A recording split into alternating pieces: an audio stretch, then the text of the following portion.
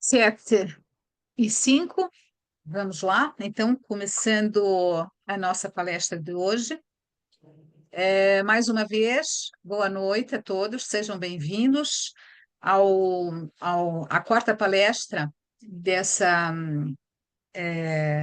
primeira semana de estudos sobre recuperação judicial e falência. A nossa palestra de hoje será sobre crimes contra credores e a conversão da recuperação judicial em falência. A palestra de hoje será ministrada pelo professor Eurico de Souza Filho, e que eu vou deixar que ele se apresente, que apresente o currículo dele, que é extenso. Então, professor Eurico, está aberta, eu passo a palavra ao senhor agora, se apresente, por favor, e pode dar início à sua palestra. Mas antes disso, só quero dizer uma coisa: a palestra será gravada, então depois o Curecon disponibilizará a palestra de hoje. Acho que era basicamente isso daí. A palestra das 7, agora das 7h05 às 8h30. Às 8h30 abriremos para perguntas. As perguntas podem ser também colocadas no chat, que serão posteriormente respondidas. Tá, então, professor Eurico, por favor, fique com a palavra. Muito obrigado, agradeço a presença de todos, também o convite, o honroso convite do Corecon, da Sexta Região, para que nós pudéssemos estar aqui compondo e conduzindo essa reunião de trabalho, de conhecimento com todos os colegas aí presentes. Quero me apresentar, eu tenho 70 anos, sou economista, formado pela PUC de São Paulo, em 1982. Fiz minha trajetória profissional como auditor da Receita Estadual do estado de Mato Grosso do Sul, onde trabalhei por 12 anos, e depois na Receita Federal, onde trabalhei por 18 anos.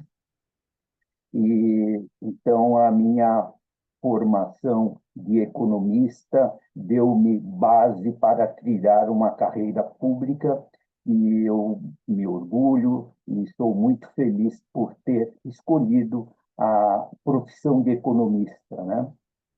E depois eu me formei em Direito, sou advogado, então eu tenho minha credencial, sou ativo como advogado, sou ativo como economista, e hoje estou aposentado da Receita Federal, e de formas que atuo na área empresarial, na área tributária. E então o termo que vamos tratar hoje, que começamos a tratar há 2 aulas atrás, de maneira introdutória, né? Hoje nós vamos aprofundar um pouquinho mais nos elementos que eu acho importante que possamos estar comentando da Lei 11.101, para que nós possamos compreender ali os conceitos ali que são apresentados, que são colocados para os operadores do direito, para os peritos, para os administradores judiciais, né? E de formas que, com o objetivo de que os colegas tenham condição de efetivamente se apresentarem para realizar um trabalho de perito ou de administrador judicial, ou assessorando os credores, ou assessorando o devedor, né, de um processo de recuperação judicial, num processo falimentar e num processo que envolva conflitos e dificuldade econômica e financeira. Portanto, eu gostaria de trabalhar com vocês apresentando umas telas de PowerPoint, o que será o roteiro para a exposição. Vou procurar acelerar na exposição, porque eu gostaria que os senhores pudessem fazer um esforço de reter os conceitos, porque eles serão importantes para o domínio dessa legislação, que um colega já disse que achou a legislação um pouco complexa. mas vamos a ela. Deixa-me, então, eu colocar a apresentação no ar, conforme aprendi na outra aula, testar o F5 e perguntar se os colegas estão vendo a tela. Professor, estamos vendo a tela sim, mas o F5 não funcionou. Não, Não. Aí, agora deu sim. Tá ok. certo. Agora conseguiu. Opa, então tudo bem. Então, o tema de hoje, envolvendo a Lei 11.101, a recuperação judicial, falência, mas com o objetivo de que possamos chegar aos crimes falimentares. Mas não só os crimes falimentares, ou os crimes que ocorrem na recuperação judicial, nos crimes como um todo que ocorre no ambiente empresarial. Então, eu fiz aqui uma pequena tela onde eu destaco aqui o administrador judicial, o juízo, o perito judicial, o Ministério Público, os credores e a sociedade, como as pessoas, os atores da sociedade que são importantes para a consideração no tratamento de uma empresa que se encontre em dificuldades financeiras, em situação falimentar ou pré-falimentar, porque, conforme dissemos na aula anterior, que o problema que uma empresa passa, ostenta, gera ansiedade, gera transtornos, prejudica as atividades econômicas da cadeia produtiva na qual aquela empresa, aquele empresário se insere, prejudica trabalhadores, porque prejudica salários, prejudica contratos, prejudica lucros, prejudica, enfim, também a arrecadação tributária, porque na medida em que uma empresa deixa ou de trabalhar, deixa de funcionar, né? Ela deixa de produzir riquezas, que é o lucro, na forma de lucro, na forma de salários, a massa de salários, na forma de tributos. Então, fazendo essa introdução, nós percebemos que o foco nosso aqui de interesse é de analisar como atua o administrador judicial, como atua o perito judicial em apoio ao juízo, em apoio ao devedor, em apoio aos credores da massa falida, né? E, em última instância, em apoio à sociedade, porque a sociedade tem um interesse de que a empresa continue a produzir bens que atendam às necessidades dessa sociedade e também a produzir tributos, que, através dos tributos, é que são custeados, que são realizadas as atividades do setor público, na área de educação, de saúde, de segurança. Então, por isso que a lei ela tem uma preocupação, um cuidado de tratar e de acompanhar e de tornar legal o processo pelo qual uma empresa admite que está em dificuldades ou admite que não terá mais condições de continuar suas atividades. Então, eu quero chegar, então, nos crimes contra credores e a convolução. Convolução é um termo usado na lei, mas é a conversão da recuperação judicial em falência. Se a gente procurar no dicionário a palavra convolar, o verbo convolar, ele vai dizer isso, né?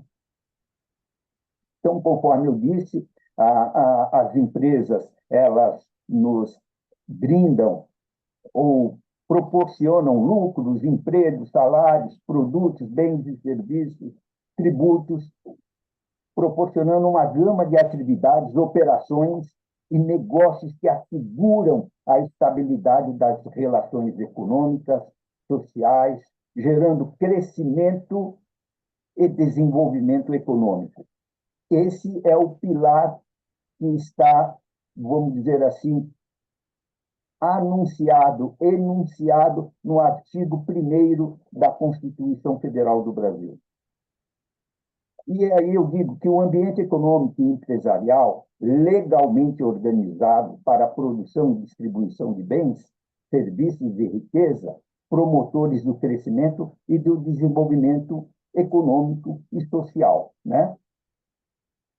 E os crimes, fraudes, desonestidades, falcatruas, golpes, desvios de conduta das pessoas naturais causam grande transtorno para as relações interpessoais e para as relações empresariais. No fundo, nós vamos perceber que uma lei, uma legislação penal, uma legislação que visa ao ordenamento das relações saudáveis dentro de uma sociedade, coíbe ou busca coibir com vigor a realização, o cometimento de crimes que levam, sem sombra de dúvidas, a prejuízos para pessoas, né?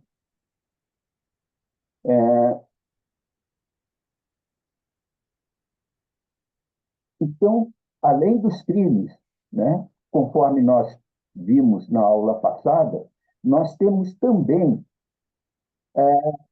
problemas relativos aos acidentes de gestão, causados pelos transtornos, que causam transtorno para as relações econômicas interpessoais e empresariais. Acidentes de gestão são aquele elenco de fatos que levam à falta de eficiência na condução, aos erros e equívocos que ocorrem por parte da gestão na condução dos negócios, que levam a situações de problemas, de riscos e de dificuldades que se apresentam de forma grave pela insolvência da empresa ou do negócio.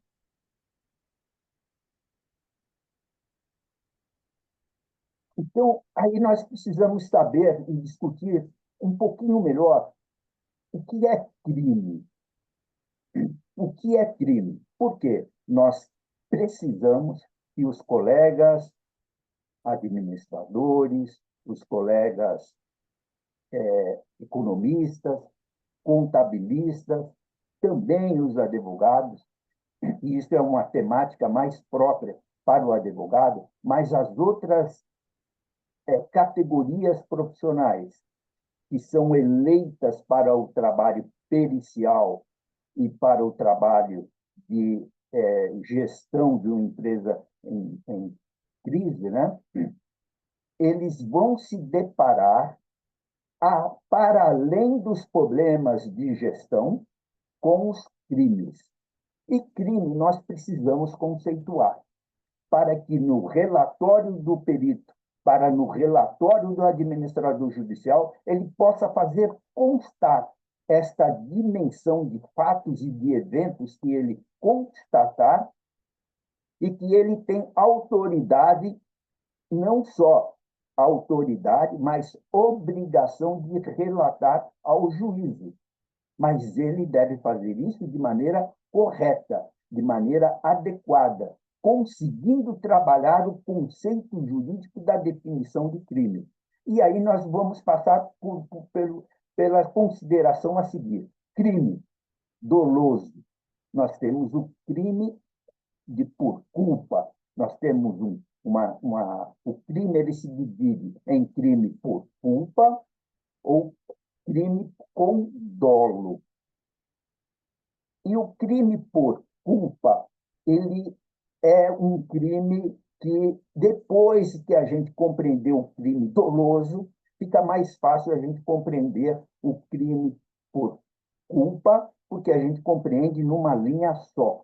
Mas, veja bem, crime doloso ocorre quando uma conduta socialmente reprovável, prejudicial e afrontosa ao ordenamento jurídico materializa-se mediante, olha só, constatada intenção do agente de cometer o delito. É meio rebuscado, mas é isso. Uma conduta reprovável, prejudicial e afrontosa ao ordenamento jurídico materializa-se mediante constatada, é necessário que seja constatada a intenção do agente de cometer o delito. E, por isso, o condena a ter de assumir a responsabilidade pelos resultados e consequências do resultado do ato lesivo. Portanto, quando a gente vê aqui uma conduta socialmente reprovável, ainda não temos crime. Uma, uma, uma conduta prejudicial, ainda não temos crime. Mas quando a gente chega afrontosa ao ordenamento jurídico, aí nós chegamos no crime. E o crime contém esses elementos anteriormente que eu enfatizei. Uma coisa reprovável, um ato reprovável, um ato prejudicial, porque sempre um crime trará prejuízo para alguém. Não existe crime sem que não tenha alguém prejudicado, nem que seja a sociedade como um coletivo, não seja um destinatário, uma pessoa que tenha sido alvo direto, mas sim uma coletividade. Então, e o que a gente diz com relação à conduta? A conduta do agente pode ser reprovável, porém, se não houver um tipo penal pré-existente de incriminação, não haverá formas de repressão. Isso aqui é uma frase bem concisa, mas densa de conteúdo que precisamos discutir. Tipo penal é a capitulação, é a descrição do comportamento que a gente vai encontrar no Código Penal ou nas legislações penais esparsas, como, por exemplo, Código de Defesa do Consumidor, Código de Trânsito, Lei das Falências, enfim, tem uma série de configuração criminal que não estão enfeixadas, encartadas no Código Penal, como a lei, o crime contra a ordem tributária, que está numa lei 8.330, por exemplo, é um crime contra a ordem tributária que tem suas penas, inclusive de prisão, né? Então, veja bem, o tipo penal é um conceito que transita no meio jurídico e que nós devemos usar esse conceito e compreender o que ele quer dizer. Tipo penal é o artigo da lei, a capitulação. Nesse sentido, é uma conduta reprovável, porém, se não houver um tipo penal pré-existente de incriminação, não haverá formas de repressão legal. Nesse sentido, a prova. Microfone aberto. Nesse sentido, a prova da conduta e da intenção, da motivação do agente é elemento imperativo necessário para a identificação e classificação criminal e penal. Então, é um elemento da configuração do crime, é a gente conseguir comprovar a, a prova da conduta, é a gente encontrar a intenção, a motivação. A pessoa praticou um crime motivado a ter um ganho ilícito, um ganho que afronta o direito de uma terceira pessoa. Nesse sentido, quando a gente está trabalhando, né, na área como perito e como administrador judicial, nós vamos encontrar, estaremos muito próximos de um ambiente onde a ineficiência, os erros, os equívocos e, muito provavelmente, alguns crimes estarão presentes. Alguns crimes estarão presentes. E vocês vão, ao pegar um processo judicial de falência ou de recuperação judicial, vão perceber que a grande preocupação do juiz é fazer quesitos para identificar, para que o perito e para que o administrador judicial instrumentalize o juízo com informações para que ele possa atender aos pedidos dos credores e para que ele possa, então, fazer um julgamento do que de fato ocorreu, se com crime, com dolo, ou se mera culpa, meros problemas de gestão. Então, nesse sentido, para a gente falar sobre um crime, a gente precisa ter prova. Prova, e a prova, a excelência da prova não é a prova testemunhal. Não. Aqui nós temos que única e exclusivamente se reportar a prova documental da conduta e da intenção do agente. E como elemento necessário para sugerir a capitulação. Veja bem, olha só o que eu estou trazendo aqui. Sugerir a capitulação. O que é capitulação? Capitular pode trazer a confusão, porque capitular é perder. Também tem esse verbo capitular quando a pessoa é derrotada. Mas aqui capitular quer dizer colocar num capítulo e identificar um artigo. Ou seja, com a obrigação de autoridade técnica, que reveste a função de perito e de administrador judicial, recai a obrigação e o poder de relatar o fato e sugerir a sua configuração criminal e um enquadramento legal e penal. Entretanto, isso deve ser feito com a devida cautela, com a máxima cautela, vamos dizer assim. Eu digo aqui obrigatoriamente, com a locução nominal condicionante, em tese. Então, o que quer dizer em tese? Quando vocês assistem a um plenário de julgamento do Supremo Tribunal ou de algum tribunal, os advogados, quando vão relatar o cometimento de crime ou fazer a imputação criminal de uma pessoa, eles não tratam a pessoa inicialmente ou no momento do julgamento, na fase de julgamento, como criminoso, porque a pessoa só será considerada criminosa depois de ser julgada e da sentença que a condenou transitar em julgado. Até então, a pessoa praticou, em tese,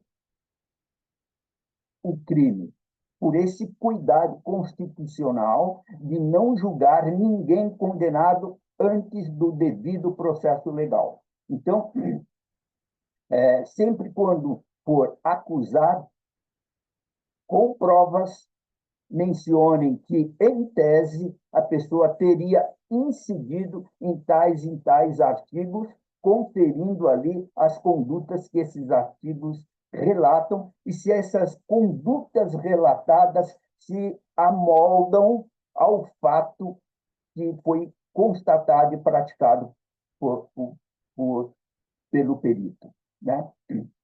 Então, eu digo, cumpre, portanto, ao perito especialista, que é na sua profissão, e ao administrador judicial, conhecer a estrutura dos crimes que ocorrem no ambiente comercial, empresarial e tributário, inclusive sobre os meios legais pelos quais ocorrem a configuração e composição de prova lícita. Um outro aspecto é que a prova tem que ser obtida de forma lícita. Não é cabível você anunciar um fato, denunciar um fato e fundamentar o conhecimento do fato com provas que não sejam lícitas, ou sem ou com ausência de provas. E, mais uma vez, provas documentais. É difícil? É difícil, não é fácil. Como que você vai encontrar em documentos indícios da intenção? Como que você vai encontrar em documentos indício da trama, né? Então, aí vamos ver aqui esses conceitos. Conduta voluntária. O que é uma conduta voluntária? O agente deve realizar uma ação voluntária, ou seja, para o cometimento do crime, né? A partir da sua própria vontade, em busca de realizar o evento. A voluntariedade é uma característica fundamental do crime doloso. Por isso quer dizer que uma pessoa que pratica um ato, mas sob coação, ele não pratica um crime doloso. Se a pessoa pratica um ato sob desconhecimento, se ele pratica um ato sem domínio da lesividade daquilo que ele está praticando, ele não comete um crime. E o dolo? O dolo é a vontade consciente de cometer o ato ilícito.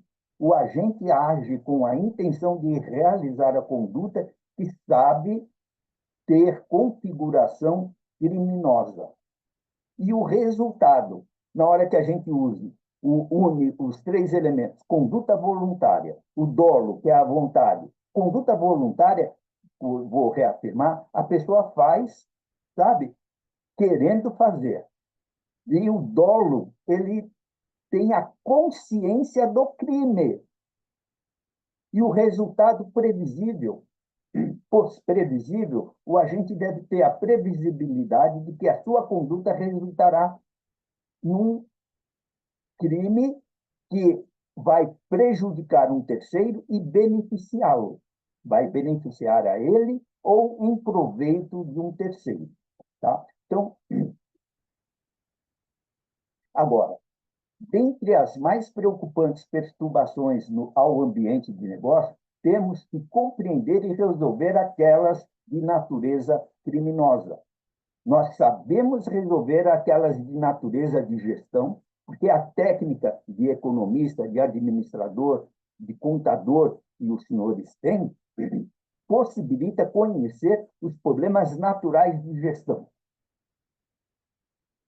Problemas de fluxo de caixa, problemas de tecnologia, problemas de financiamento, enfim, aqueles problemas que nós já tocamos na reunião anterior. Mas aquelas condutas de natureza criminosa é que a gente deve tratar. E aí o seguinte, fica uma grande preocupação que, a começar pelo comportamento pessoal do perito e do administrador judicial, sabe, que não podem, não devem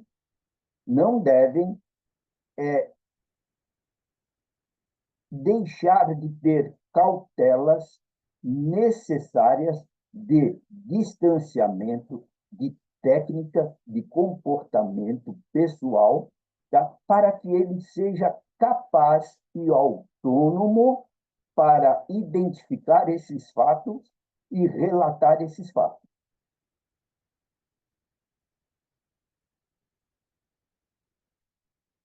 E, veja bem, o crime é muito preocupante na seara da recuperação judicial e extrajudicial, porque nesses dois fenômenos do empreendimento, os credores são aqueles que são muito penalizados. Por quê?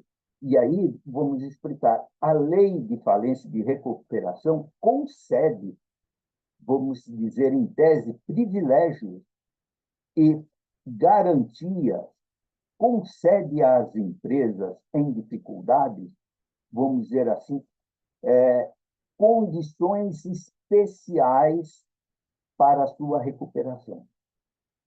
E para, caso ela não consiga se recuperar, que entre em falência, mas uma falência coordenada sob princípios legais. Mas, seja qual for o processo de recuperação ou falência, é certo que os credores terão muitos prejuízos. Naturalmente. Por isso que não é cabível, não é tolerável que esse processo esteja e venha contaminado com crimes. Então, o crime, nesse ambiente, infelizmente existe o crime, e aí nós vamos ver as espécies de crimes que ocorrem, que convergem para esse ambiente, né? Aí vamos ver como que os senhores devem estudar e estar preparados para enfrentar essa situação e conhecer quais são as consequências dela. E aí, eu não sei se já foi tratado na aula de ontem, que eu não pude acompanhar, mas eu quero dizer quais são esses favores que são concedidos à empresa nesse processo de falência. Ou, né? Aí o artigo 6, sexto da Lei 11.101, ele diz: a decretação da falência ou deferimento do processo de recuperação judicial implica na suspensão da prescrição das obrigações do devedor. Deixa de correr contra o devedor todas as prescrições das obrigações dele. Então, ficam suspensas essa prescrição. A prescrição é um instituto jurídico que contamina, que prejudica direitos. Tá? Tem um prazo para o exercício de direito, uma dívida, a gente pode, o prazo de prescrição para a cobrança de uma dívida é de 5 anos. E se a pessoa não exercer esse direito, esse poder de cobrar depois de 5 anos, prescreve as ações, decai o direito com relação a esse crédito. Então, a suspensão de um direito, por exemplo, que iria prescrever daqui 6 meses, fica suspenso e vai prorrogar por quanto ocorrer o processo. Suspende as execuções ajuizadas contra o devedor. Toda aquela execução que alguém, pessoa física, estava, ou pessoa jurídica, estava impetrando contra um devedor para cobrar um crédito, suspende as ações judiciais. E as ações judiciais suspendem e serão transferidas para o âmbito da falência ou da recuperação judicial. E proíbe a retenção de qualquer forma de retenção, arresto, penhora, sequestro, busca, apreensão, constrição judicial ou extrajudicial sobre os bens do devedor. oriundas de demandas judiciais. Ou seja, se uma pessoa estava impetrando uma ação, estava em condição, em estágio avançado da ação, próximo a conseguir a penhora de um bem, de um patrimônio, de um imóvel, para leiloar e obter o recurso para satisfazer o crédito, fica suspenso. Um processo que, às vezes, ali decorreu 3, 4, 5 anos, mas sobrevindo essa circunstância, fica suspenso. E toda aquela demanda é transferida para o âmbito da ação de recuperação ou de falência. Também, diante desses benefícios causados, concedidos ao devedor, tem ali uma obrigação que ele deve cumprir, né? E que é cabível que ele cumpra, que é vedado ao devedor, até a aprovação do plano de recuperação judicial, distribuir lucros ou dividendos aos seus acionistas, sujeitando-se o infrator ao disposto no artigo 168 desta lei. Então, aquilo que o empresário haverá de cumprir, né, diante de todos esses benefícios que o amparam, é que ele não poderá receber lucros nem dividendos do empreendimento. E também no artigo 7º diz que, e aí agora, e esse artigo 7º eu coloco aqui somente com o intuito de revisar, né, e de trazer aqui a importância, ou melhor, a responsabilidade ou a função do administrador judicial, né, que a verificação dos créditos será realizada pelo administrador judicial com base nos livros contábeis, documentos comerciais e fiscais do devedor e nos documentos que lhes forem apresentados pelos credores, podendo contar com o auxílio de profissionais ou empresas especializadas para catalogar, para arrazoar a relação desses créditos no tempo que ele dispõe para fazê-lo, né?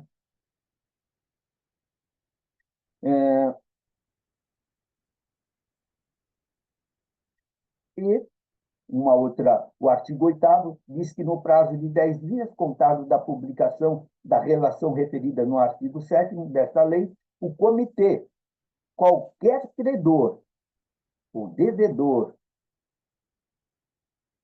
ou o Ministério Público podem apresentar ao juiz impugnação contra a relação de credores, apontando a ausência de qualquer crédito ou manifestando-se contra a legitimidade, isto é, contra a legalidade. Aqui é uma primeira barreira de controle de legalidade, está aqui no artigo 8º, que atribui poder ao comitê de credores, qualquer credor, o próprio devedor, contra a relação de credores. Relação de credores que é confeccionada pelo administrador judicial, né?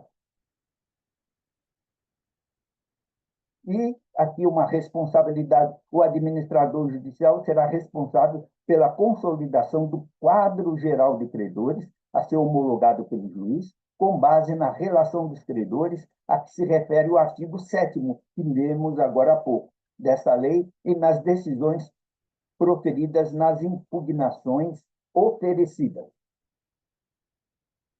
Aqui o quadro geral de credores, elaborado pelo administrador, será assinado pelo juiz. Tá? E será juntado aos autos e publicado no órgão oficial, no prazo de 5 dias, contado da data de sentença que houver julgado as impugnações. Aqui depois de feita aquela crítica do artigo 8º, que cada credor pode fazer, será julgado, será analisado, e o administrador judicial terá 5 dias para oferecer resposta a essas impugnações. O administrador judicial será profissional idôneo. Vou pular esse artigo, mas falar bem rápido, que advogado, economista, administrador de empresa e contador. Tá. E aqui no artigo 22, tem uma obrigação do administrador judicial, que eu relevo importante relatar para vocês, que o administrador deve estimular sempre que possível a conciliação e a mediação e outros métodos alternativos de solução de conflitos relacionados à recuperação e à falência. O administrador deve atuar com esta intenção ou com esta orientação de buscar compor acordo. E aqui, ele deve manter endereço eletrônico na internet, com informações atualizadas sobre o processo de falência, de recuperação judicial, com a opção de consulta às peças principais do processo, salvo decisão judicial em sentido contrário. Então, os colegas que estão se organizando, é muito importante que, quando se propuserem ali no cadastro dos auxiliares da Justiça, que eles tenham um endereço eletrônico na internet com essa funcionalidade de receberem informação, ou melhor, de interação com os credores. Então, tem que ter um site na internet. Aliás, são 2 sites que ele tem que ter na internet. Um para interação com os credores e o outro para publicação de atos oficiais. E agora, não sei se já foi tratado aqui anteriormente, é de relevante importância saber o quanto que o administrador judicial ganha pela atividade. O juiz fixará o valor e a forma de pagamento da remuneração do administrador, observada a capacidade de pagamento do devedor, o grau de complexidade do trabalho e os valores praticados no mercado para o desempenho de atividades semelhantes. Entretanto, em qualquer hipótese, o total pago ao administrador não excederá a 5% do valor devido aos credores, submetido à recuperação judicial, ou do valor de venda dos bens na falência, o que for maior. Tá? Então, qual que é o valor? É 5% para as empresas em geral. Em se tratando de microempresa, nós teremos uma redução. Assim, antes de falar da microempresa, 60% do valor devido ao administrador judicial serão pagos no curso do processo, mas 40% será reservado para o pagamento após a conclusão do trabalho e quando o administrador apresentar o relatório final do procedimento. Diz aqui também que o administrador judicial substituído será remunerado proporcionalmente ao trabalho realizado. E também ele perderá o direito à remuneração se tiver suas contas desaprovadas. Isto é, se o administrador judicial realiza todo o procedimento e chega ao final, a sua conta, a sua prestação de conta ao juiz não for aprovada, ele não receberá os 40% que ficou reservado a ele e muitas vezes terá que devolver aquilo que foi adiantado, E aqui tem a remuneração do administrador judicial fica reduzida ao limite de 2% no caso de microempresa e empresa de pequeno porte, bem como na hipótese de que trata o artigo 70 desta lei. Caberá ao devedor ou à massa falida arcar com as despesas relativas à remuneração do administrador judicial e das pessoas eventualmente contratadas para auxiliá-lo. Até aqui tudo bem, pessoal? Alguma pergunta, alguma dificuldade na forma como estou conduzindo?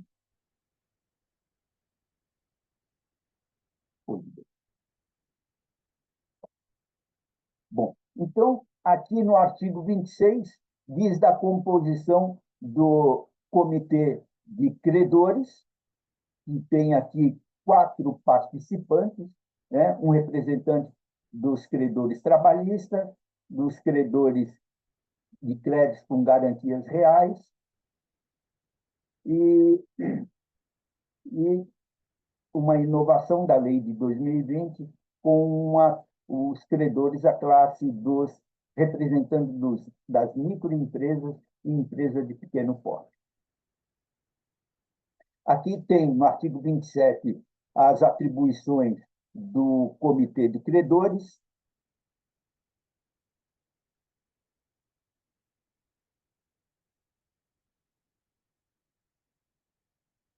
E no artigo 37, a Assembleia. Qual Assembleia?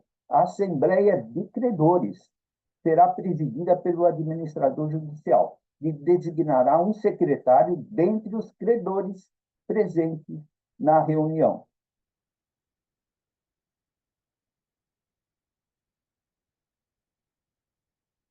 E o voto do credor terá validade, cada voto terá validade, será proporcional ao valor de seu crédito, ressalvado nas deliberações sobre o plano de recuperação judicial, que tem um outro critério, que é de 50% a mais, ou mais um voto do capital colocado na recuperação social, na recuperação. Mas o voto do credor, da pessoa, é um cálculo do percentual que representa o crédito que ele tem perante a dívida total.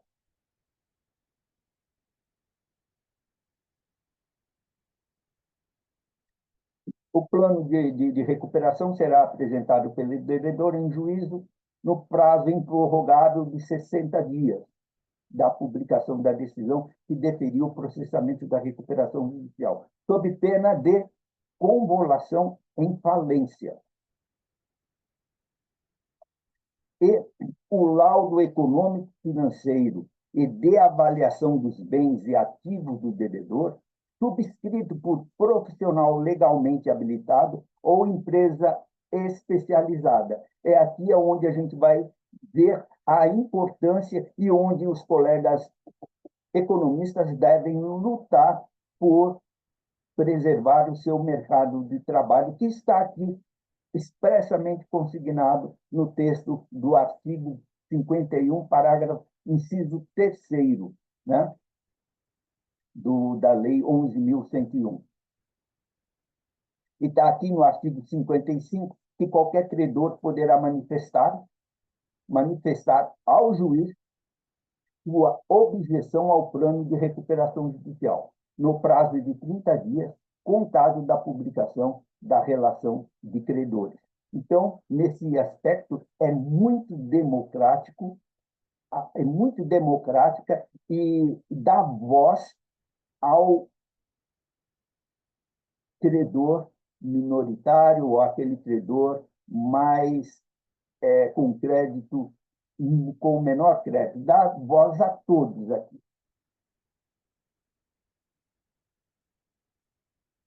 E estamos no artigo 73, o juiz decretará a falência durante o processo de recuperação judicial por deliberação da Assembleia Geral de Credores, na forma do artigo 42.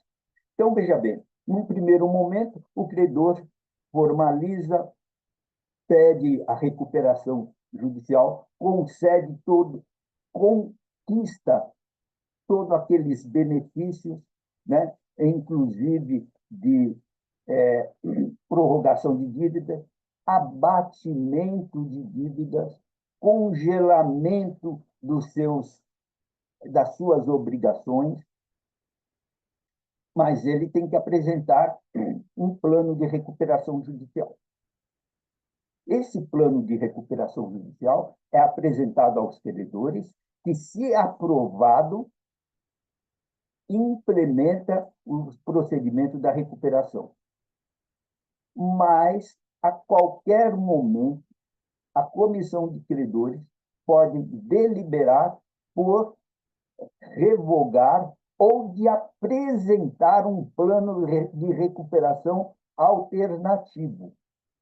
Essa possibilidade ela ocorre desde o início, quando a Assembleia de Credores, se tiver conhecimento, domínio e orientação técnica, pode rejeitar a proposta feita pelo credor e apresenta um plano alternativo.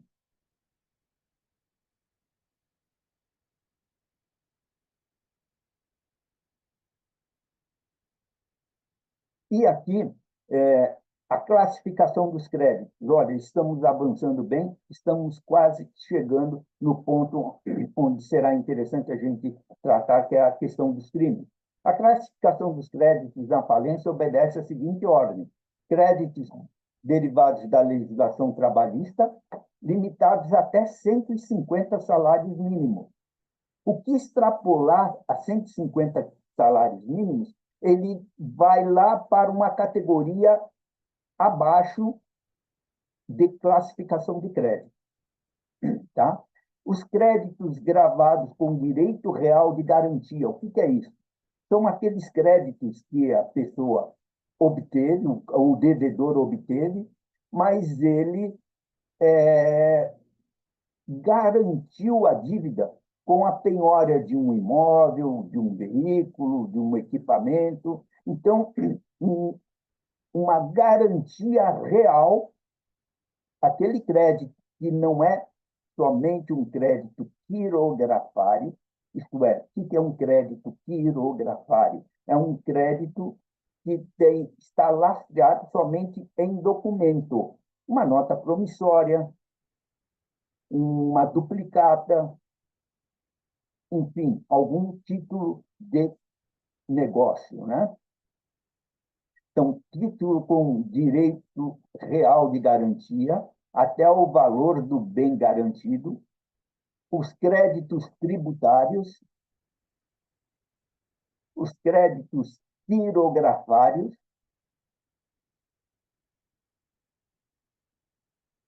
e aqui no crédito quirografário, aquele crédito trabalhista que era lá do inciso 1, que extrapolou aos 150 salários mínimos, é classificado aqui os saldos de créditos derivados da legislação trabalhista que excederem o limite estabelecido no inciso 1. Depois vem as multas contratuais, as penas, penalidades tributárias, inclusive pecuniárias, por infração às leis penais ou administrativas, incluindo as multas tributárias. Tá? Então, veja bem, o crédito tributário ele está no nível 3 de classificação de preferência, mas as multas e penalidades que não são crédito do principal, o que é do principal? Decorrente de um tributo, PIS, COFINS, contribuição social, ISS, ICMS e assim por diante, eles estão no item 3. As multas vinculadas estão no item 5. E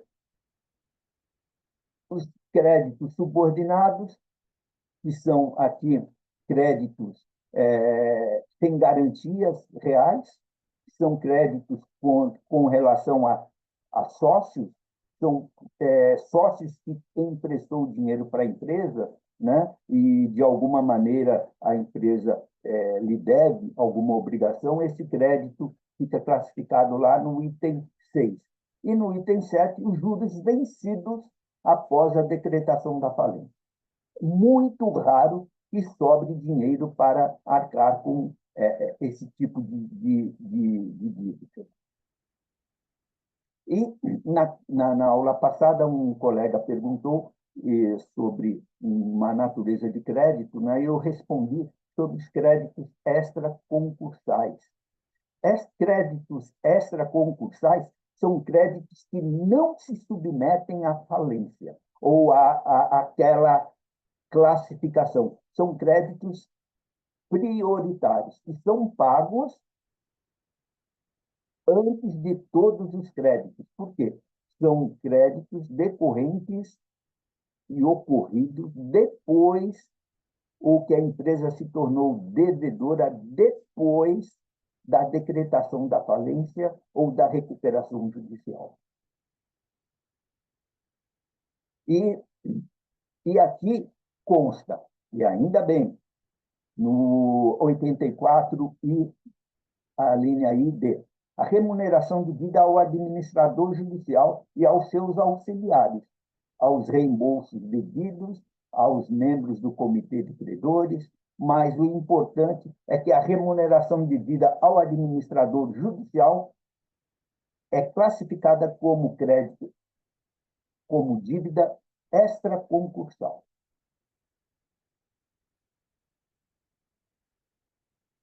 E aqui uma situação e um aspecto, ressalto a importância desse artigo 105. Diz: o devedor em crise econômica financeira que julgue ele não atender os requisitos para pleitear a sua recuperação judicial deverá requerer ao juízo a sua falência. Olha só, o devedor que se considere, olha, estou com tanta dificuldade que a recuperação judicial para mim não surtirá efeito, será um ônus, será um transtorno, trará mais prejuízo para os meus credores. De boa fé, ele requerer a sua falência, chama-se autofalência, expondo as razões da impossibilidade do prosseguimento da sua atividade empresarial, acompanhados dos seguintes documentos. Aí vem o rol dos documentos que eu não vou, por celeridade, eu não vou ler, mas consta aqui 3 últimos exercícios sociais, as demonstrações contábeis referentes aos 3 últimos exercícios sociais e as levantadas especialmente para instruir o pedido.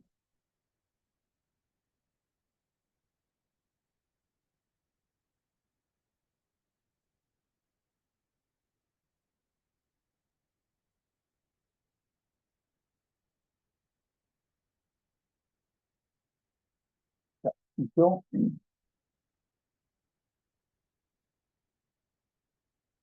e aqui nós entramos no artigo 129, onde constam as proibições que a pessoa jurídica, que entrar num processo, pedir falência, se considerar em estado de falência ou em estado de recuperação judicial, ele é considerado fraudulento a constituição de direito real de garantia dentro do termo legal da falência ou da recuperação, tratando-se de dívida contraída anteriormente e se os bens dados em hipoteca forem objeto de outras posteriores. É meio complicado isso daqui. Em resumo, vai se investigar se o empresário constituiu direito real de garantia sobre um patrimônio. Direito real de garantia é dar exclusividade a um terceiro a exercer o seu direito de crédito, penhorando ou resgatando, se apropriando de um determinado equipamento, de um determinado imóvel, né?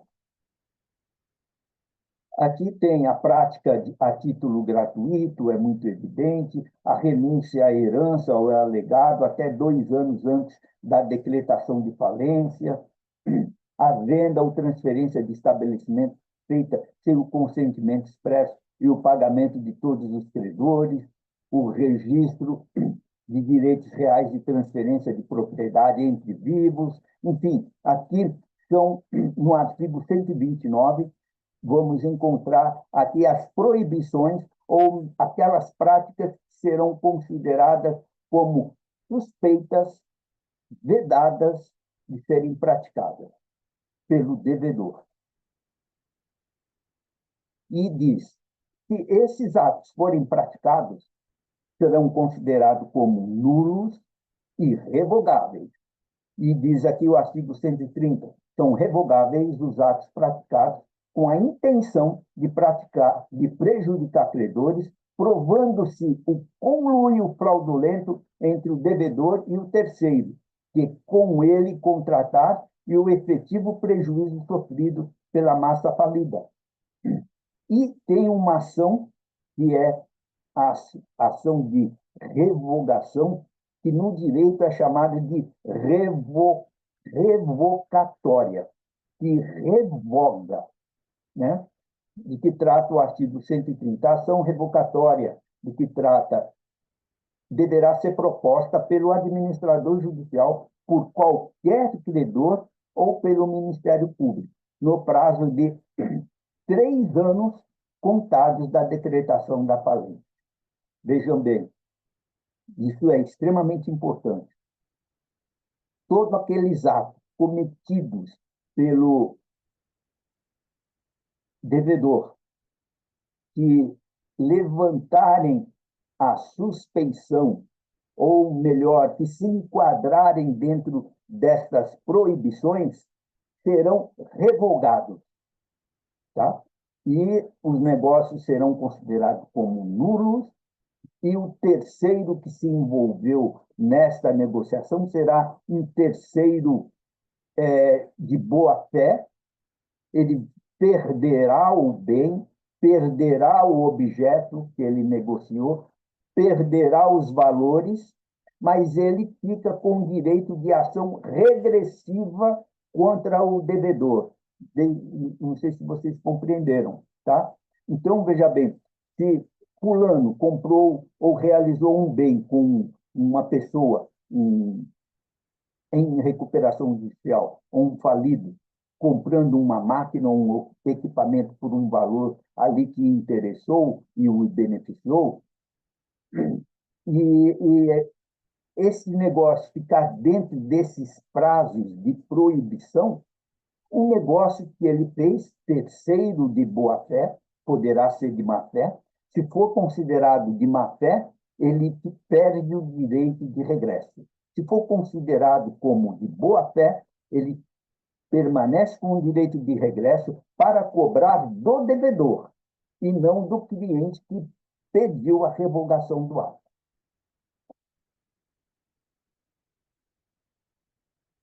Então, agora nós vamos falar de crimes, tá?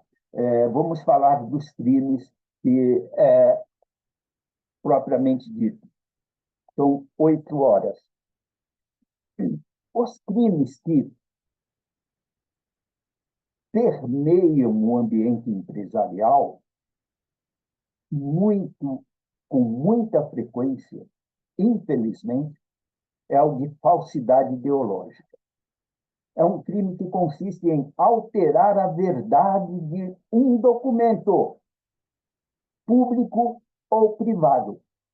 É um crime contra a fé pública, que é a confiança que a sociedade tem na veracidade dos documentos oficiais. Então, veja bem, que a falsificação de um documento, e ocorre a falsificação, a adulteração, quando eu mudo a data do documento, quando eu, da realização do documento, quando o documento é totalmente falso, quando os signatários, pessoa que não participou do negócio, assina a posteriori, sabe?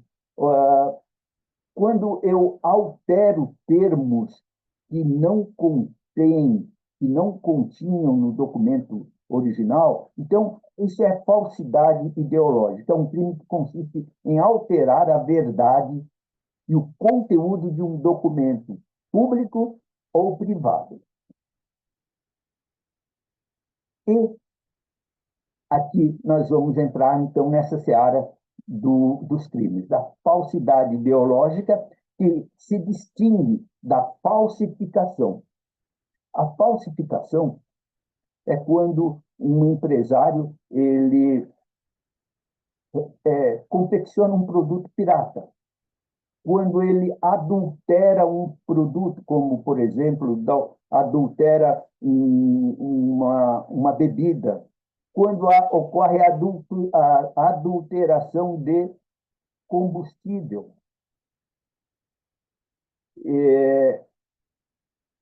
Esses são crimes que ocorrem no ambiente empresarial, praticado por postos de gasolina, praticado por empresas que vendem bebidas, praticados até infelizmente, por quem fabrica remédios, né? Enfim, a falsificação, o suborno é um outro crime muito presente no ambiente empresarial, principalmente no ambiente de empresas em dificuldade. Ela suborna para obter vantagens, não pagando dívidas, enfim, é suficiente a gente falar do suborno, né? O conluio. O conluio é um outro tipo de crime extremamente nefasto, porque pela dificuldade da sua constatação. Porque o conluio é o acordo entre duas pessoas, um ativo e um passivo, ou os dois ativos, enfim, de um negócio, para prejudicar um terceiro. E esse acordo, que ocorre muito nas licitações, o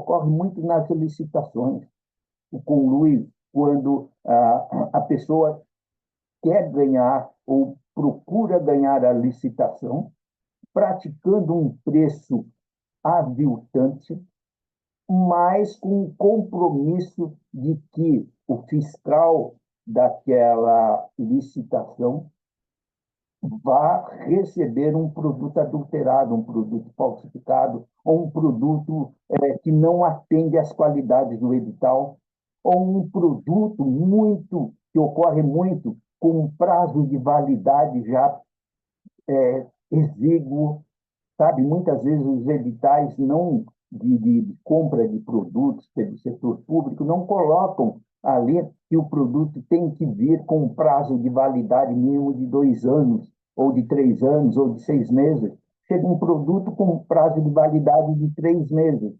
Com 3 meses o produto vence e aquele administrador que fez o conluio, isso eu estou relatando porque ocorre, sabe, muito na administração pública, e a gente tem que combater isso. Para combater, a gente tem que conhecer.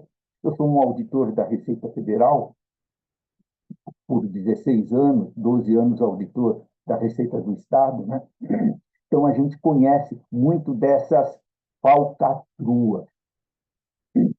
Crimes contra credores, crimes contra a ordem tributária, crimes contra a administração pública. Apareceu aqui com o Luiz de novo, no 7. Tá. Então, esses tipos de crime, que são os crimes gerais que ocorrem no ambiente econômico, que são capitulados, conhecidos mais assim, são tratados mais pertinentemente no Código Penal, tá? E nas leis esparsas de cada um desses crimes. Portanto, agora nós vamos entrar nas cominações penais específicas busca da Lei 11.101. Tá? Só peço aos senhores um instantinho para eu tomar uma água, só um instantinho.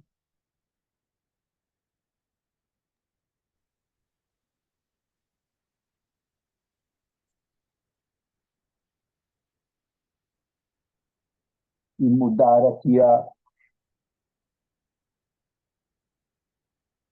mudar o slide.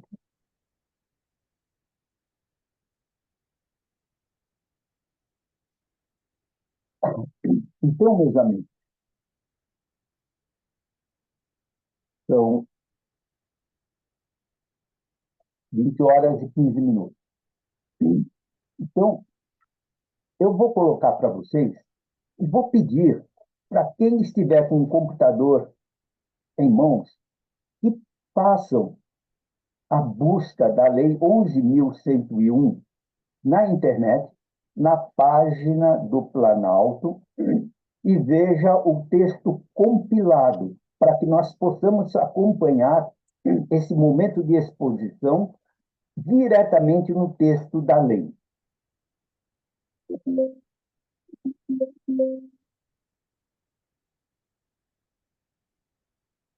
Só um pouquinho.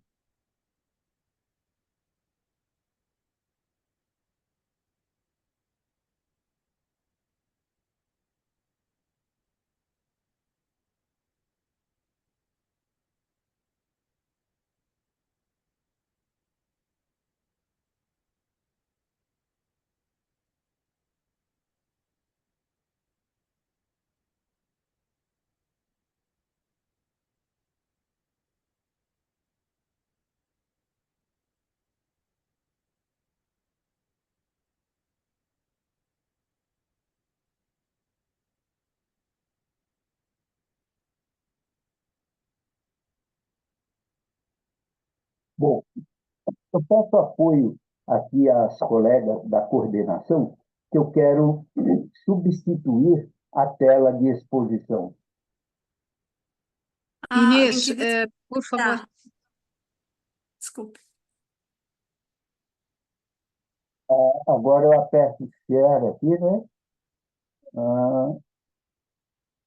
Inês, você pode orientar o professor Eurico, por favor, que eu quero colocar uma outra tela?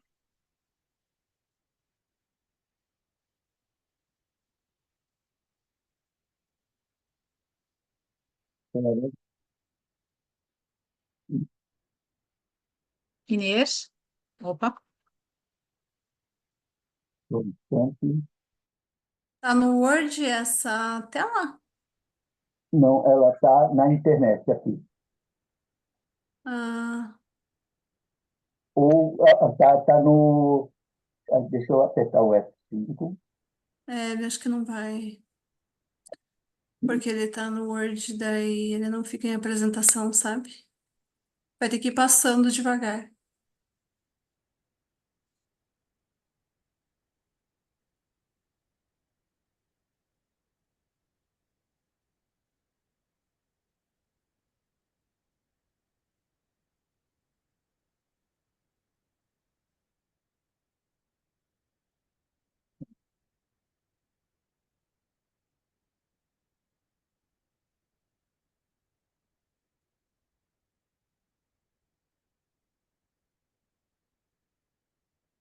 Conseguiram?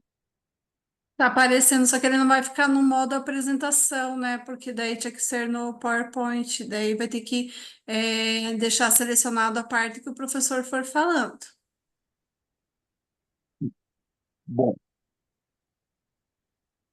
então, pessoal, eu coloquei aqui na tela dos crimes em espécie e das não, fraudes a credores. Não conseguiram ver? não, não aparece aqui na tela. É o artigo 167. Em Está 68. aparecendo na tela. Artigo 168. Para mim, não.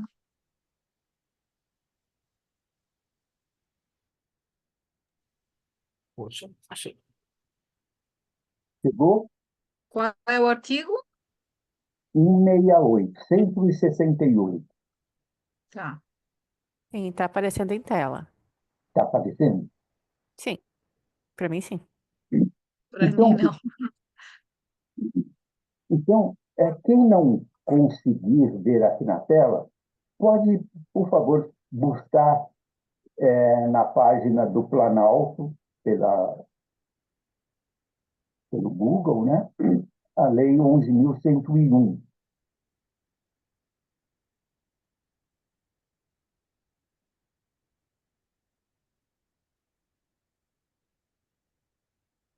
Professor, ali no Word embaixo tem a resolução ali que você consegue controlar o zoom. Se conseguisse aumentar um pouquinho o zoom para visualização, bem no cantinho embaixo, do lado direito. Tá? Tá. Deixa eu ver. Ali tem uma margenzinha que você aumenta e diminui o zoom.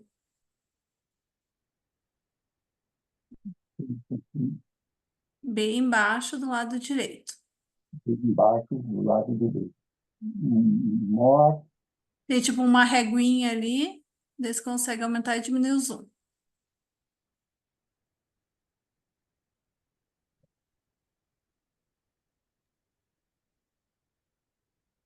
Ao lado da numeração 200. Tem uma reguinha. Olha, eu estou vendo aqui. Ah, tá. Já vi. Tá. Bien. Puxa.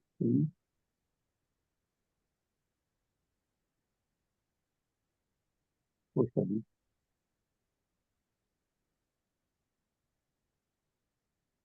Só um instantinho, vou dar um jeito aqui.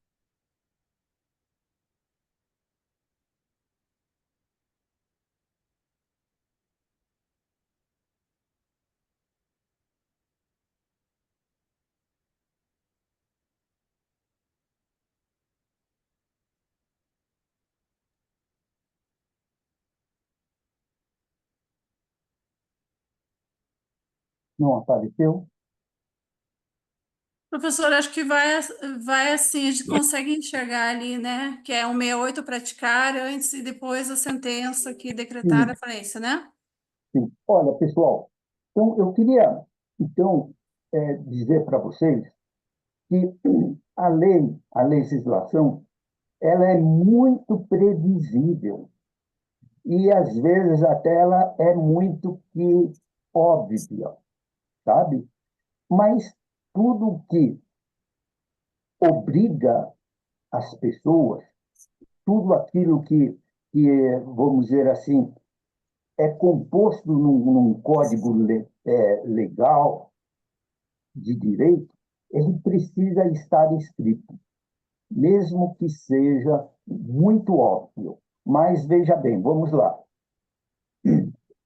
Crimes em espécie, fraude a credores, praticar antes ou depois da sentença que decretar a falência, conceder a recuperação judicial ou homologar a recuperação extrajudicial. Então, nessas fases, nesses eventos, ele não pode cometer antes ou depois ato fraudulento de que resulte ou possa resultar prejuízo aos credores, com o fim de obter ou assegurar vantagem indevida para si ou para outrem. E aqui vem uma justificativa de ordem moral. O devedor já obteve favores e tratamento, vamos dizer assim, diferenciado no processo, nas garantias da lei, e ele se buscar ato fraudulento que resulte ou possa resultar prejuízo a credores. Pena, reclusão de 3 a 6 anos e multa. Aumento da pena. O que é aumento da pena? Tem uma agravante. A pena será aumentada de 1/6 a 1/3 se o agente elaborar escrituração contábil ou balanço com dados inexatos. Omite na escrituração contábil ou no balanço lançamento que deles deveria constar, ou altera a escrituração ou balanço verdadeiros. Destrói, apaga ou corrompe dados contábeis ou negociais armazenados em computador ou sistema informatizado. Lembrando que as declarações que são agora prestadas, os documentos que são levados ao conhecimento dos fiscos, né, todos eles estão migrando para a forma digital. Simula a composição do capital social. Isso ocorre quando o quê? Uma empresa... Alguma pergunta? Simula a composição do capital social. Isso ocorre muito. Quando uma empresa, uma pessoa faz um contrato social e coloca ali no contrato social que o capital social dela é 50 mil reais e que foi integralizado nesta data. Mas, a bem da verdade, a pessoa não tem esse capital, não integralizou e trabalha com um capital ali de 5 mil reais. Esta é informação muito frequente em contratos sociais, que a pessoa, vou abrir uma empresa e vou colocar capital de 100 mil reais, eu vou integralizar daqui 2 anos. Se ele quiser fazer isso, ele deve deixar claro que ele irá integralizar esse capital de 20 em 20 mil reais ao longo de tal período. E deve comprovar o depósito desse capital ou na entrega do bem na forma comprovar o capital, a entrega do capital à empresa significa tirar da conta pessoal dele o valor e passar para a conta da empresa o valor. Isto é a integralização, isto é, a entrega do bem, do dinheiro, do valor para a empresa. Ou transferir o veículo, a propriedade do veículo, a propriedade do barracão, do terreno, dos equipamentos, para o CNPJ da empresa. Destrói, oculta ou inutiliza total ou parcialmente os documentos de escrituração contábil obrigatórios. Contabilidade paralela e distribuição de lucros ou dividendos a sócios e acionistas até a aprovação do plano de recuperação judicial. Contabilidade paralela é uma contabilidade fraudulenta que se faz com o objetivo de anunciar lucros que efetivamente não ocorrem, para que ele possa distribuir lucros e dividendos, né? Para que possa fazer a distribuição de lucros. A pena é aumentada de 1/3 até a metade se o devedor manteve ou movimentou recursos ou valores paralelamente à contabilidade exigida pela legislação, inclusive na hipótese de violação do disposto do artigo 6º desta lei. Então, continuamos nesse artigo 168 para ter mais um agravante. Quando a gente tem o concurso de pessoas. Nas mesmas penas incidem os contadores, técnicos contábeis, auditores e outros profissionais que, de qualquer modo, concorrerem para as condutas criminosas descritas nesse artigo, na medida da sua culpabilidade. E prestando atenção que concorrer para a conduta, nós temos um crime que chamam comissivo, que é o crime por ação, e temos o crime omissivo, que é o decorrente da omissão. Se qualquer uma dessas pessoas com domínio do fato, né? Com domínio dos documentos, tomou conhecimento e não relatou, não informou, não denunciou, serão inclusos como praticante do crime em concurso com o devedor. Aí nós temos, então, essas agravantes, e vem aqui a redução ou substituição da pena. Parágrafo 3º. Parágrafo 4º.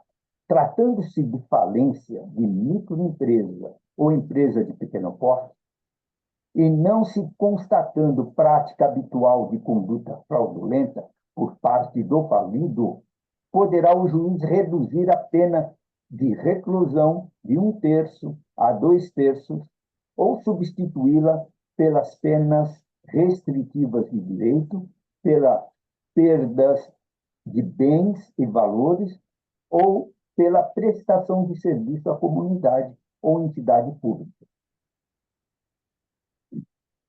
Violação de sigilo empresarial. Também é um crime aqui considerado. E que vem aqui os dispositivos. Violar, explorar ou divulgar sem justa causa sigilo empresarial ou dados confidenciais sobre operações ou serviços, contribuindo para a condução do devedor a estado de inviabilidade econômica ou financeira. Violar. E nesse tópico, a gente deve incluir quando uma pessoa, sabendo de dificuldades da empresa, informa a um concorrente ou uma pessoa que tem interesses opostos para explorar a empresa nessa fragilidade que ela estiver acontecendo. Isso ocorre no caso enfim, de crime contra a empresa, contra o negócio do empresário. E aí tem uma pena de reclusão de 2 a 4 anos e multa. Divulgação de informações falsas, que quer dizer divulgar ou propalar por qualquer meio informação falsa sobre devedor em recuperação judicial, com o fim de levá-lo à falência ou obter vantagem. Pena de reclusão de 2 a 4 anos e multa. Aí temos um crime, outro, que é indução a erro. Sonegar ou emitir informações ou prestar informações falsas no processo de falência, de recuperação judicial ou de recuperação extrajudicial, com o fim de induzir a erro o juiz, o Ministério Público, os credores, a Assembleia de Credores, o comitê ou a administração judicial. Pena, reclusão de 2 a 4 anos e multa. Favorecimento de credores. Isso aqui ocorre quando o devedor tem entre os seus credores aquele credor que ele é amigo, que ele quer preferir, que ele quer beneficiar, ou quase que trata-o como uma condição especial para obter favores no futuro. Isso é considerado realmente como um conluio, né? Então, favorecimento de credores. Praticar antes ou depois da sentença que decretar a falência, conceder a recuperação judicial ou homologar o plano de recuperação, ato de disposição, isto é, ato de dispor, de entregar, ou oneração patrimonial, ou gerador de obrigação destinada a favorecer um ou mais credores em prejuízo dos demais. Isso ocorre muito. Pena, reclusão de 2 a 5 anos e multa. Parágrafo único. Nas mesmas penas incorre o credor que, em conluio, possa beneficiar-se de ato previsto no caput desse artigo. desvio e ocultação ou apropriação de bens. A pessoa oculta um trator, oculta um bem de maior valor, né, e substitui ele por um bem velho, ou retira peças importantes de um equipamento, né? É quase como que o que quer dizer aqui o artigo 173? Apropriar-se, desviar ou ocultar bens pertencentes ao devedor, sob recuperação judicial, ou a massa falida, inclusive por meio da aquisição por interposta pessoa. Por interposta pessoa é o chamado laranja. Adquirir um bem da empresa por um laranja, especialmente quando isso ocorrer com preços aviltantes. Pena de reclusão de 2 a 4 anos e multa. Eu sei que é chato a leitura desses artigos, mas não tem outra forma de a gente conhecer se não ler aqui, agora ou depois, porque esses artigos são importantes. Adquirir, receber, aqui, aquisição, recebimento ou uso ilegal de bens. Diz, adquirir, receber, usar ilicitamente bens que sabe pertencer à massa falida ou influir para que terceiro de boa-fé o adquira, receba ou use. Pena de reclusão de 2 a 4 anos e multa. Habilitação ilegal de crédito. Apresentar em falência, recuperação judicial ou recuperação extrajudicial, relação de crédito, habilitação de crédito ou reclamação falsa, ou juntar a ele título falso ou simulado. É a pessoa que sabe, ó, a empresa entrou em falência, está uma confusão de organização, entrou um administrador judicial que está recebendo os documentos, eu forjo um documento aqui de título de crédito, meio que em conluio com o devedor e apresento esse título para o administrador judicial, com o intuito de que o administrador judicial não perceba a mácula de falsidade que o documento tem e inclua ele numa relação de pagamento. Isso tem que ser vigiado, acompanhado, fiscalizado pelo Comitê de Credores. Pena de reclusão de 2 a 4 anos e multa. Exercício ilegal da atividade. Exercer a atividade para a qual foi inabilitado ou incapacitado por decisão judicial nos termos dessa lei. Pena, reclusão de 1 a 4 anos e multa. Violação de impedimento. O juiz, o Ministério Público, o administrador judicial, o gestor judicial, o avaliador, o escrivão, o oficial de justiça, o leiloeiro, são pessoas impedidas de comprarem bens ou de participar da alienação e dos leilões que a empresa fizer para a venda de equipamentos, bens, etc. E está aqui o texto. Adquirir o juiz, o representante do Ministério Público, o administrador judicial, o gestor judicial, o perito, o avaliador, o escrivão, o oficial de justiça, o leiloeiro, por si ou por interposta pessoa, bens da massa falida ou do devedor em recuperação judicial, ou, em relação a estes, entrar em alguma especulação de lucro quando tenham atuado nos respectivos processos. Pena, reclusão de 2 a 4 anos e multa. Omissão de documentos contábeis. Agora, omissão de documentos contábeis obrigatórios. Deixar de elaborar, escriturar ou autenticar, antes ou depois da sentença que decretar a falência, conceder a recuperação ou homologar o plano de recuperação, os documentos de escrituração contábeis obrigatórios. Detenção de 1 a 2 anos e multa.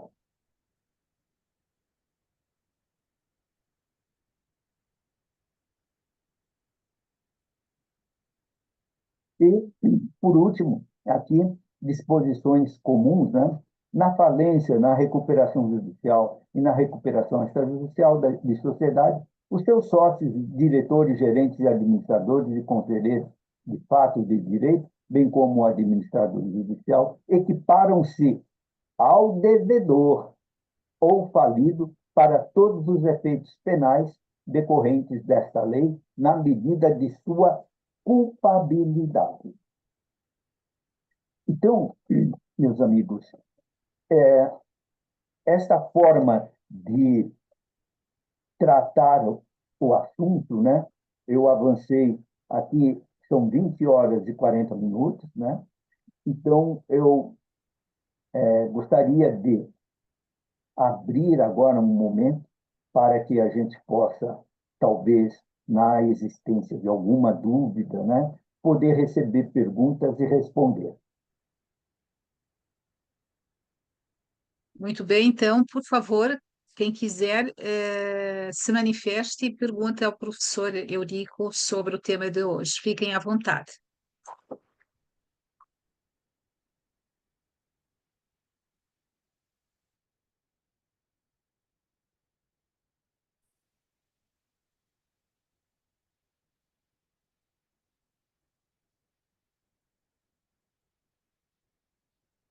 Ninguém tem Posso? nenhum Já pedi. questionamento? Por favor, senhor Darcy, pode se manifestar. Ok, obrigado. Boa noite, doutor Eurico. Boa noite. Excelente explanação, perfeita, muito enriquecedora. Tá. Apenas eu gostaria de remeter a aquele artigo 24 que trata do honorário do administrador judicial. O doutor bem pontuou de que há uma previsão de reserva de 40% para o final do processo, ou seja, no momento em que, veja que o artigo 24 remete aos artigos 154 e 155. O 154 e 155, eles tratam exclusivamente de falências. Vou, inclusive, colocar no chat aqui. Chat. Aqui estamos. Tá. Bom, mas enfim, deixa eu explicar. Eles remetem especificamente a questões falimentares, certo? E trato dessa questão, faço questão de tratar, em razão de já ter debatido isso com magistrados, né, no momento da definição dos honorários, né, em casos de recuperações judiciais em que o juiz impôs essa condição. E ela é aparentemente, salvo engano, né, com a devida vênia, né, ele trata especificamente dos processos de falência, certo? Ele não se aplica à recuperação judicial. A recuperação judicial, ou com 2%, ou até 5%, estabelece-se um número de parcelas e ele será pago mensalmente.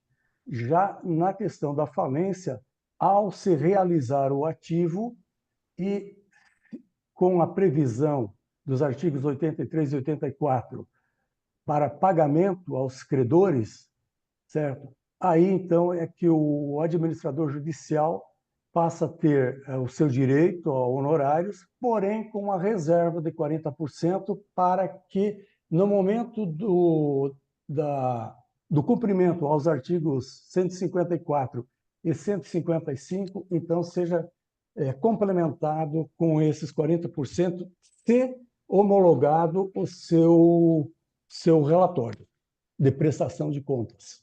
Olha, João, Como o doutor entende isso? Sim, olha, lá o artigo, ele remete, ele condiciona, ele leva para que a gente faça-se a observação do 154, que tem o seguinte texto: concluída a realização de todo o ativo e distribuído o produto entre os credores, o administrador judicial apresentará sua conta ao juiz no prazo de 30 dias.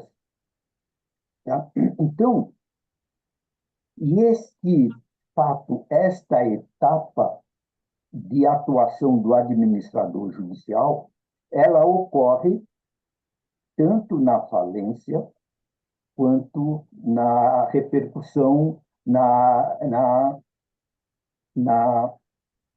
recuperação judicial. Concluída a realização de todo o ativo e distribuído o produto entre os credores, o administrador judicial apresentará sua conta ao juiz no prazo de 30 dias. Parágrafo 1. As contas acompanhadas dos documentos comprobatórios serão prestadas em autos apartados e, ao final, serão apensados aos autos de falência. O juiz ordenará a publicação de aviso de que a conta foram entregues, etc. Ele vai discorrendo aqui sobre procedimentos e depois no artigo 155. Julgada Mas, a conta... professor, só um time, por gentileza. Vamos ver o título da seção 12, do encerramento da falência e extinção das obrigações do falido. Ele trata especificamente disso. Realização do ativo somente se dá em falências e não na RJ. Me perdoe, doutor. Tá certo. Exatamente. Olha, Darcy, parabéns, Darcy, você está... Desculpa, com razão. a estrada mostra para a gente os Parabéns, que atalhos. beleza. É gostoso isso, sabe? Conversar e discutir e a gente evoluir evoluir no entendimento de uma legislação que é complexa. Você bem notou. No artigo 24, o juiz fixará o valor e a forma de pagamento da remuneração ao administrador judicial, observada a capacidade de pagamento do devedor e o grau de complexidade do trabalho. E lá no parágrafo onde ele pede a reserva dos 40%, ele diz observados no artigo 45, naquilo que for importante, naquilo que for, como que a gente pode dizer, naquilo que se aplicar Pertinente. Naquilo que for pertinente ao caso. Se for pertinente ao caso, então, da falência, aplica-se esse entendimento. E se caso tenha ocorrido só a recuperação judicial, não vai impactar essa disposição, essa restrição. Perfeito. Muito obrigado pela pergunta. Eu que agradeço pela paciência, professor.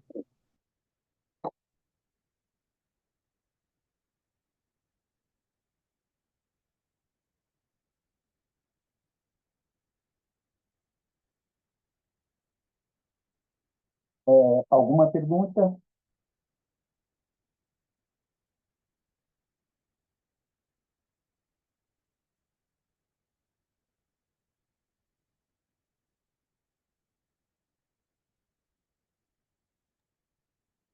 A professora está com um problema ali na conexão. Mais alguém quer fazer pergunta aí? Tem alguma dúvida? Aproveita aí fazer pergunta.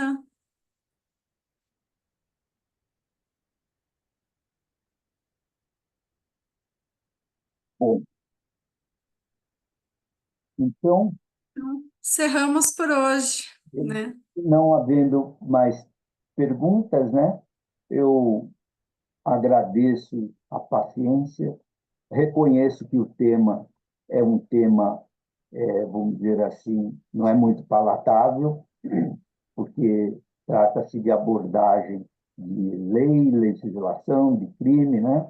de procedimentos jurídicos, né? E então eu agradeço e até uma próxima oportunidade, viu, pessoal? Um grande abraço a todos, coloco-me à disposição para outras abordagens. Muito obrigado. Boa noite. Boa noite. Boa noite a todos. Obrigado, professor Eurico, pela excelente apresentação. Como o senhor falou, é um pouco bastante, mas muito profundo o tema. Agradeço, então, a sua disposição em nos abrilhantar com essa palestra. Muito obrigada. Agradeço também a todos os participantes e esperamos todos amanhã para o último dia da nossa semana de recuperação judicial. Muito obrigada a todos e uma boa noite. Boa noite. Boa noite.